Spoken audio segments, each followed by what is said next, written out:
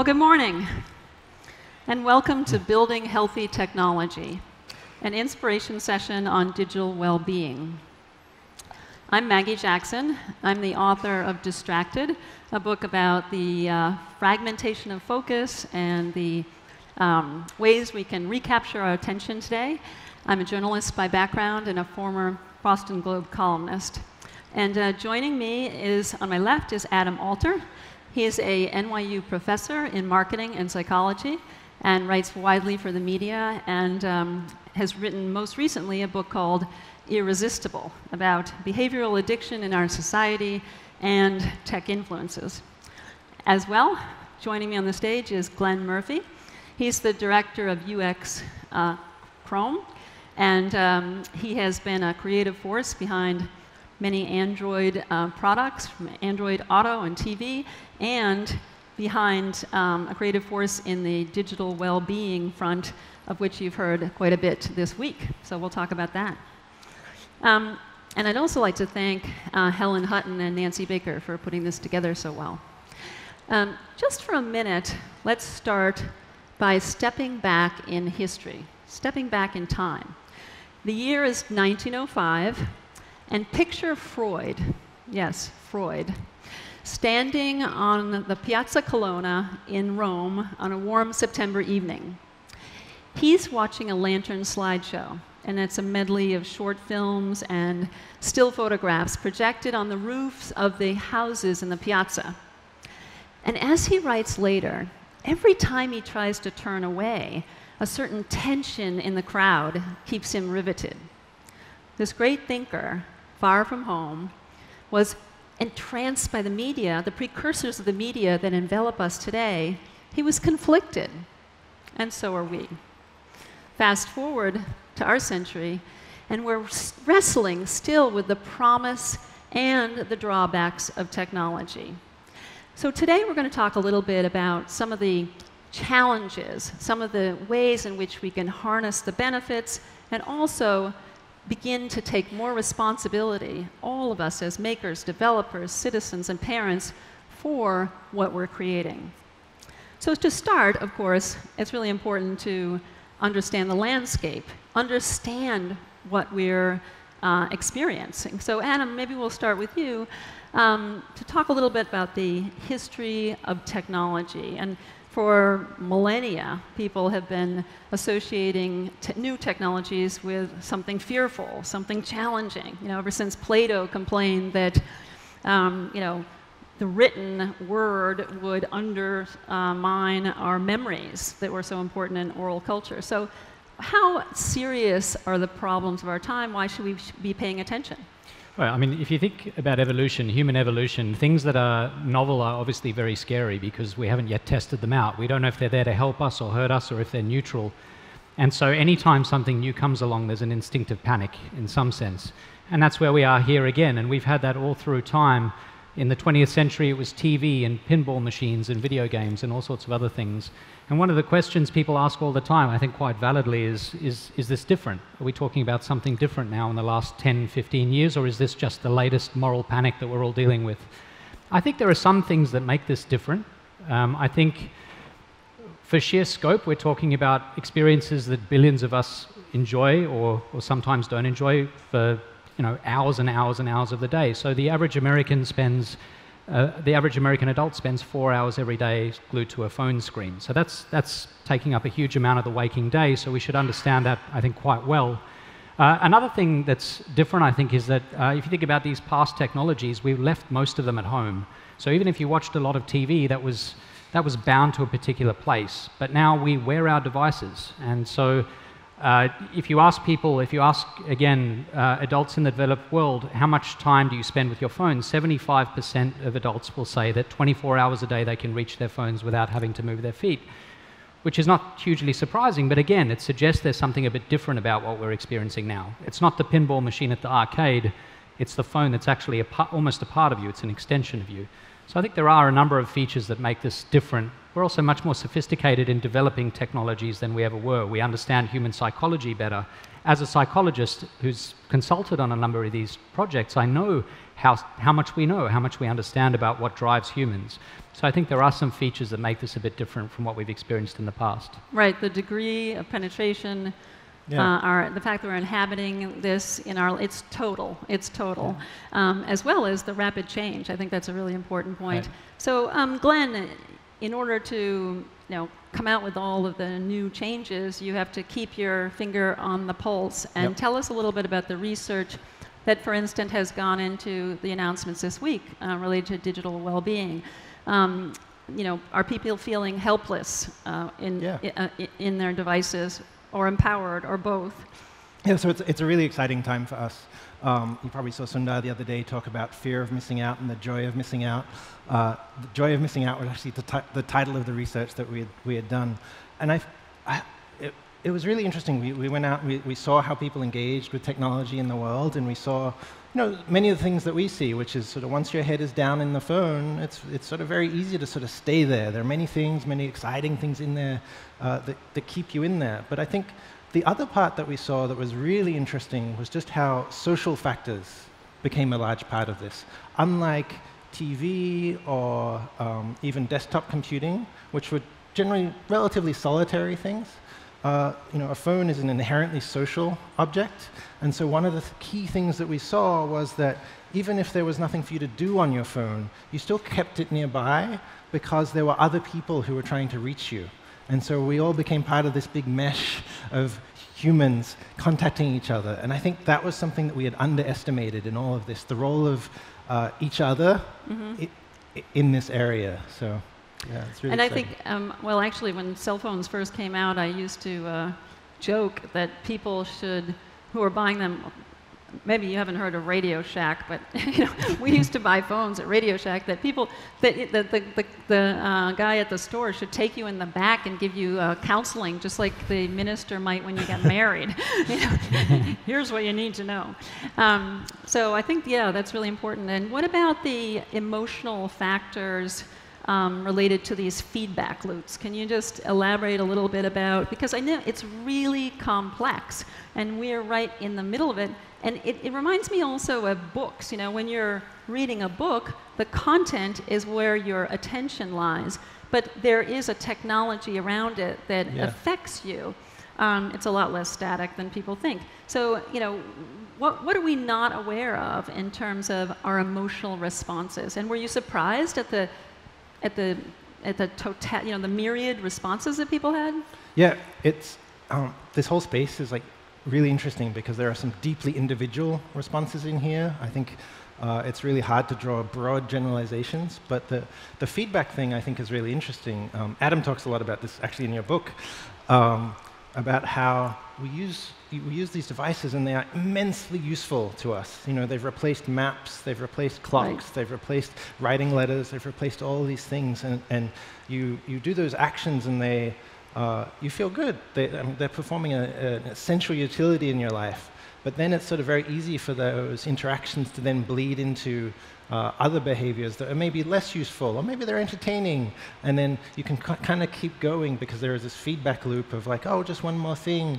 And so that's why we think about how a lot of that is very invisible to the user. Yes. I think you've talked elsewhere about how sometimes our own use of technology can be very invisible to us. And so a key thing for us is how we can provide awareness to people.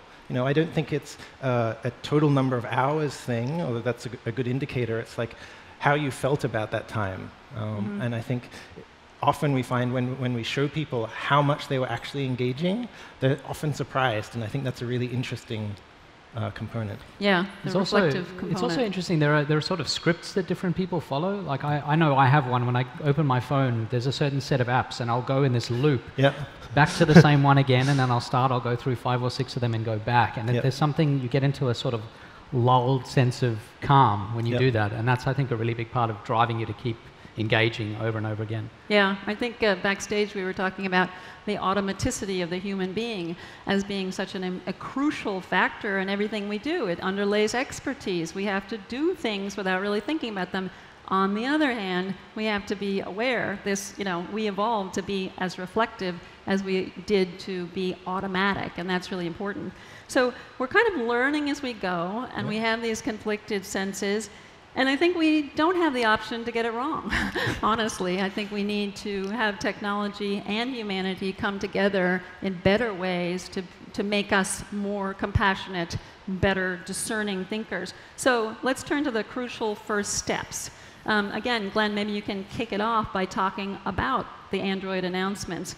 And I thought it was interesting that some key words that you had mentioned in our preliminary talks were control and awareness. You mentioned awareness, but how are some of the wind down and shush going to give people more control? And do you have a sense that how effective will this be, or is it a question mark? Yeah. So the Android announcements that we announced the other day were oriented around awareness and control, giving people visibility into what they're actually doing, so they can be aware of what's happening, and then giving them the tools to be able to change that behavior if they so choose. And I think it's really been interesting for us as we've approached this space and thinking about the right ways to handle the responsibility that we have. In some ways, we have been thinking about where should that regulation lie? Should it be technologically regulated? And we sort of came down to many of these things start with self-regulation. I think in many ways, that feeling of control is really important to people. And so we haven't provided that in the platform historically. There's little bits here and there, but we want to take that further and to give people that feeling of awareness and control so that as people are having these feelings about using their phones, they have the ability to change how they're using it.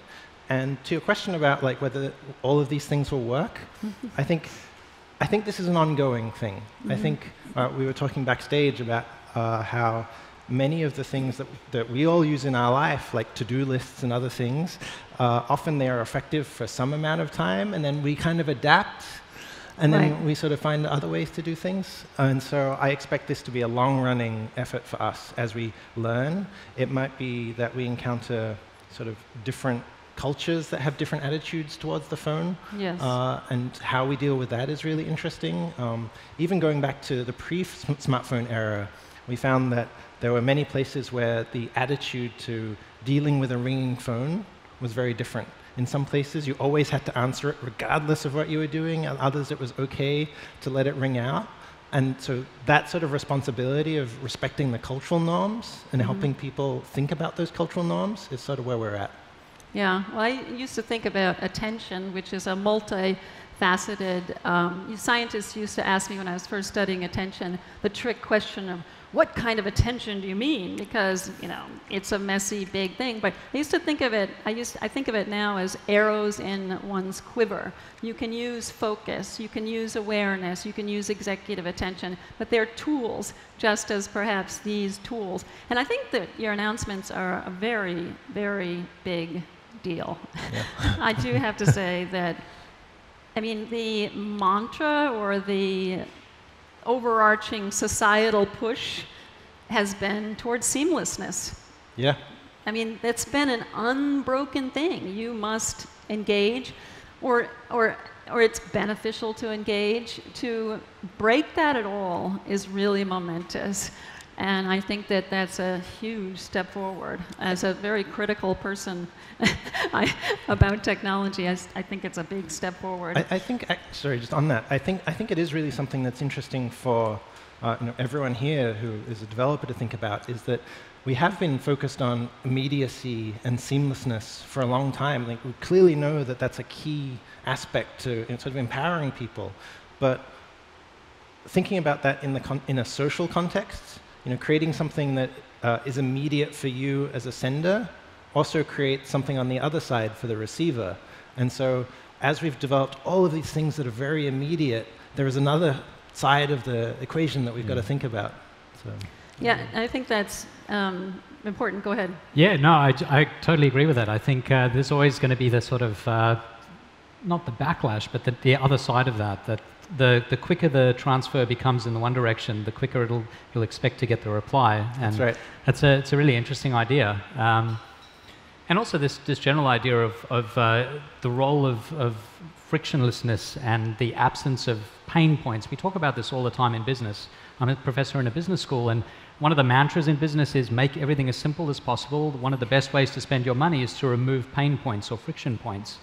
And that makes total sense, because that's the best way to ensure not just engagement for 5 minutes, but for sometimes weeks, years, even decades.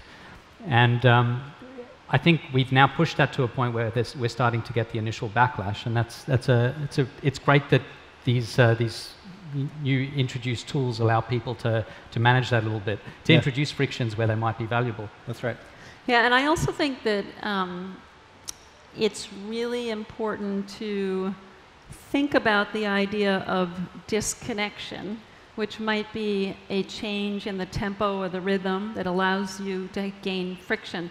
But to think about that in a way that's not just in an on and off way. So in other words, maybe we can open up the space for these questions so we're not just thinking about the little pause points as being away from technology, but importing that discussion into the very digital space. And I think about that currently in relation to the idea of technology. In relation to the idea of uncertainty. Uncertainty seems like a very negative thing, but just consider one of the unintended consequences of having answers at your fingertips all the time. This instantaneity, which actually came in the 17th, 18th, 19th century. I mean, this has just been rolling along for hundreds of years. Efficiency is it. But now there are studies that are showing a little bit of hints here and there about what it means to have that instantaneity all the time. For instance, after briefly searching online, people are seen to be less willing to tackle a complex problem later. After briefly searching online, they become a little bit more confident, overconfident, about what they know. They don't really know what they know and don't know. And I think these are really important hints because, and why does this matter? I think it matters because there is that side of ourselves that's automatic, the quick mind, thrives in the routine, needs instant answers, does really well in the familiar. But then if we exist on a steady diet of the neat and the packaged and the downloadable and the instant all the time, we're beginning to possibly forget to tap into the other side of ourselves, the reflective, the questioning, the skeptical, the so-called slow mind. And in fact, there's a really exciting new explosion of research into various forms of uncertainty as actually connected to good thinking. For instance, and this really does, I think, connect to technology and well-being, but ambivalence in CEOs in a crisis is shown to induce them to do deeper research, to look at multiple perspectives, to include more voices, and then to take bolder action. Wow. And then confusion in students. Again, people have always thought the easy lesson, that what's good, easy to digest is better for learning, but it's shown in complex situations that confusion leads to deeper processing in students. So these sort of factors fly against a lot of what our society values. And I think that why not develop a digital world where the human is more inspired to say, oh, I don't know, or to pause and then jack into that kind of discerning self that they have. And I'll just leave this point with one other piece of research, which is that when people in the United States are surveyed and asked, what's positive about technology, 60% say speed, instant access to information, convenience. But just 10% say a positive about technology is that it promotes knowledge, understanding, and curiosity. So that's a really big disconnect. And if we could propel our other side of ourselves into that space with developers' help, I think that would be really powerful. And it has everything to do with all the, the hardship, et cetera. So. Right. Yeah.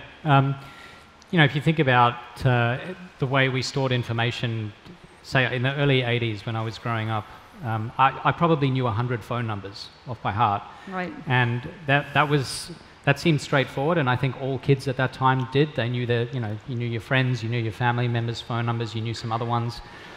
And what that did was it meant that certain memory faculties were always being used, and they were being trained without you even realizing it. And there's a lot of research now extending what you're suggesting into a concept known as hardship inoculation. And it's the idea that if you use your mind in certain ways, if you think about things in certain ways, in small doses, you become much better prepared to deal with major tackles, major problems, major creativity hurdles, times when the way you've been thinking about things in a traditional sense are not going to work. How do you get around that? Turns out having those 100 numbers in your head, training your memory, that also applies to how we use our minds in other ways. And so when everything is absolutely seamless, and we don't have to memorize, we don't have to try to think about what we're going to do next, because we have a device that's going to deliver entertainment, in the next 3 seconds if that's what we want. I think those faculties wither away a little bit, and so it's important to have occasions when we do use them even in a low-grade sense, just so that they're kept alive. It's like a muscle that's withering away. So you want to make sure that life isn't so straightforward and seamless that we're always our automatic selves and never our reflective selves. That reminds me a lot of the discussions about discipline, and how that sort of leads to sort of developments later in people's lives. But I think a key takeaway for me is thinking about how technology in many ways can be used to, I think the ideal is, and in many ways it's true, it helps us become more active in other areas. As we make some things easier, that allows us to devote our time and attention to the things that matter. And I think the danger is that where we don't elevate ourselves in that way, and we can end up becoming purely passive.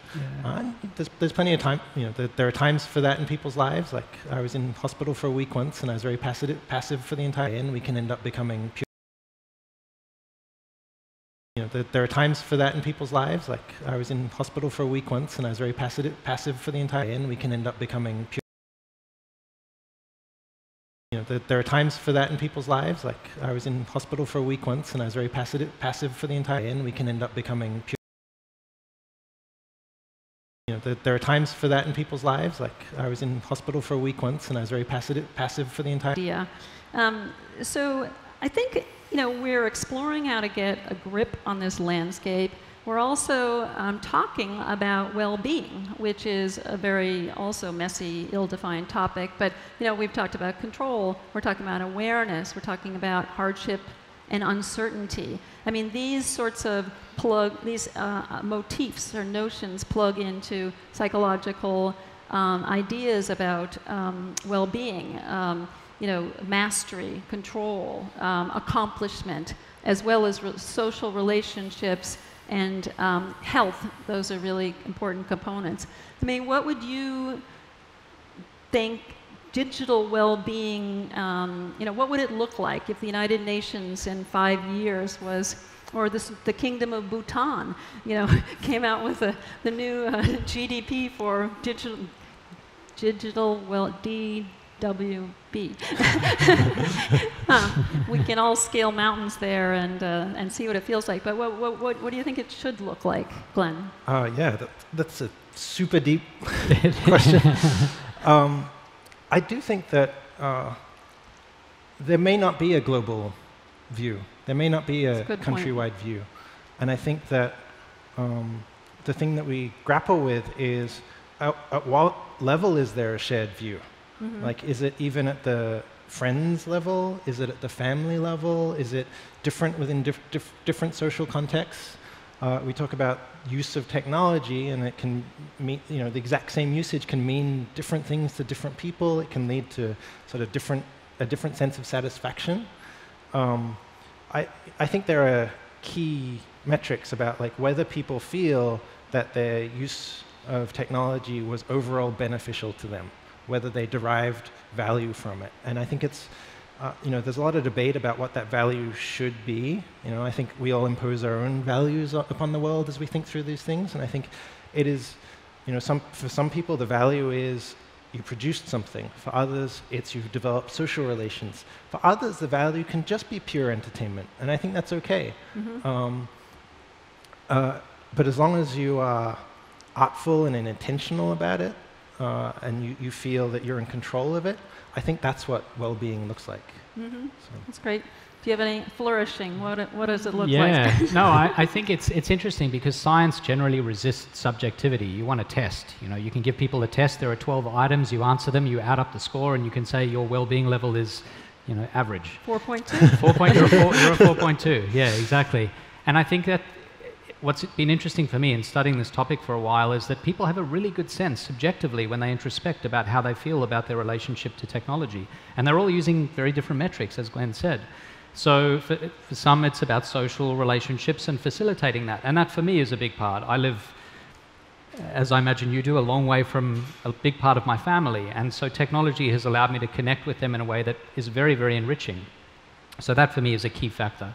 For other people, that might not be a factor at all. Either you live near the people that really matter to you, or it's more important to you to create or to automatize or whatever it may be. And so I think there is no one definition, and I think it'll be very hard to find just one definition. But I think the best thing we can all do is have a list of questions to ask ourselves. And the answers to that, I think, will illuminate for each of us individually whether we've got a high or low level of digital well-being. And often for me, digital well-being comes from augmenting our real non-digital experiences. That's much of it for me. So I like social connection. I get more of that social connection and better social connection with people I couldn't have it with using digital tools. I want to know where I am. I can do it better with a map on a device. All of that, I think, is a really big part of it. Right, and there will be trade-offs. You know, in New York City, it used to be that you'd turn to someone on the street and say, where am I? And I'm very directionally challenged. Sometimes I'm even map challenged, so I turn to human beings. And they look at me as though I'm crazy. Where's your phone? They really look, and they don't know where they are. They have no idea where they are. So they're really good, you know, there's so many trade-offs. It'll keep us guessing for a long, long time. Well, I think that I had an interesting situation with a friend that I'm still trying to figure out, where I sent him an article, but instead of answering that he had gotten it, and it was something very close to my heart, an article I'd written about tolerance in today's culture, but he waited and waited and waited, and he was naturally going to read it and then get back to me. But I felt like, wow, can't you just say you got it? Yeah. And so it was really, I just throw that out there. There are no answers, but I think that, you know, acknowledgement, communications, maybe this will keep us all, it should keep us on our toes in a better and better way. I think that exact case was something that we saw in our own research that was deeply surprising. Going back to the discussion of technology being a social tool, I think one of the aspects of it that we found really surprising was expectations of how we use it with each other haven't really been set. Right. I think with telephones, we kind of created a culture like, don't call after this time because you're probably asleep, it's going to ring in the house. I feel that, and we saw this, that we saw many of those situations where someone would send a message and they would not get a reply, and they didn't know what that meant. They didn't know if the other person was hurt or hated them. We saw someone who, it took her 3 hours to get back to her friend, some amount of time because she was busy. And when they finally got in contact, the friend was very upset that it had taken 3 hours to get back to someone. And I feel like that is a sign that we haven't developed quite that shared understanding of what our use of these communication technologies really means. And I feel that because we haven't set that, we often pressure ourselves into being polite about it. You know, it's like, oh, if someone sent me a message, I have to respond right now because otherwise they'll worry. And that social dynamic and that cultural dynamic, I think, is really interesting for us. And so I think that's something that we're going to spend a lot of time thinking about, and how we can help, through technology, nudge things in the right direction. I think with letters and emails, so with letters you only got a certain number, but emails some people get hundreds a day. Yep.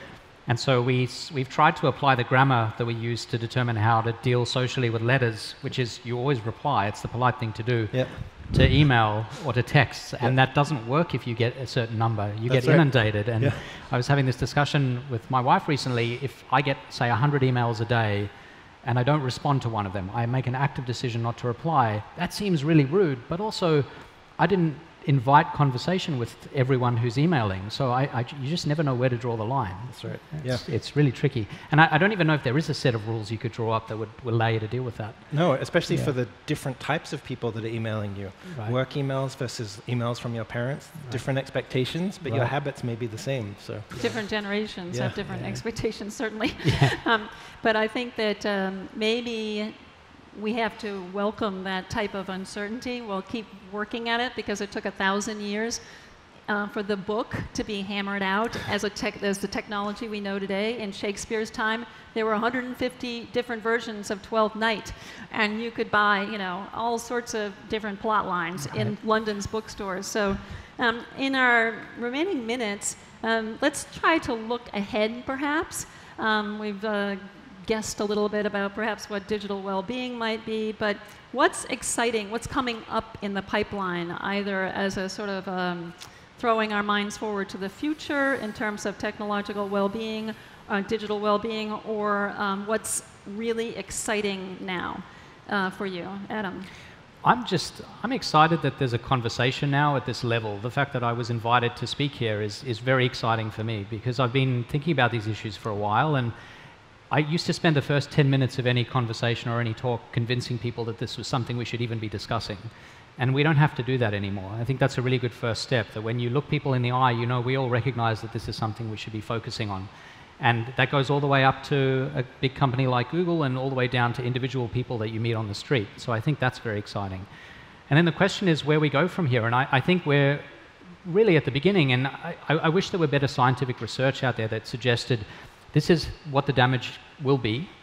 This is what we need to change. If we don't, this is what will happen, and this is how we deal with it. And it turns out I'm at a very exciting point, because I'm doing some of this research, but I think it's some of the earliest research. There isn't a huge amount out there now. Mm-hmm. So we're at the bottom of a very tall, steep mountain, and we will learn a lot along the way.